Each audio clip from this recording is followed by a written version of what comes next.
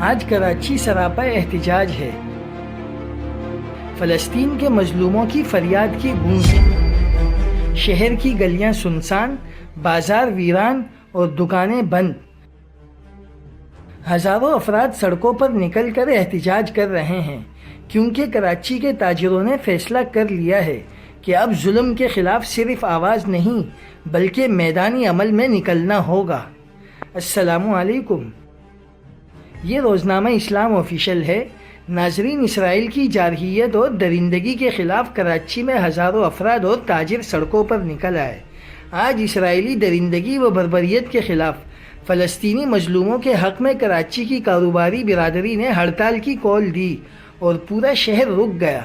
آج شہری قائد میں mobile market, electronics market, wholesale مارکیٹیں، جوڑیا بازار، آرام باغ، میٹھا در، اولڈ سٹی ایریا اور صرافہ بازار سمیت دیگر تجارتی مراکز میں دکانیں اور کاروبار بند رہا، جس کے مناظر آپ اپنی اسکرین پر دیکھ سکتے ہیں۔ یہ صرف احتجاج نہیں بلکہ یہ ایک قوم کی آواز ہے کہ مظلوم فلسطینی تنہا نہیں۔ تاجروں نے عبداللہ ہارون روڈ پر احتجاجی مظاہرہ بھی کیا۔ ہر بینر اور ہر نعرے پر ایک ہی صدا، فلسطین زندہ ہے اور ہمیشہ رہے گا۔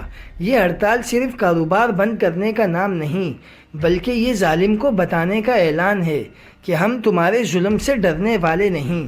کراچی سے ایک ہی پیغام کیا ہے کہ فلسطین کے بچے، بزرگ اور ہماری مائیں اکیلی نہیں، ہم تمہارے ساتھ ہیں۔ مزید اپڈیٹس کے لیے دیکھتے رہیں روزنامہ اسلام آفیشل۔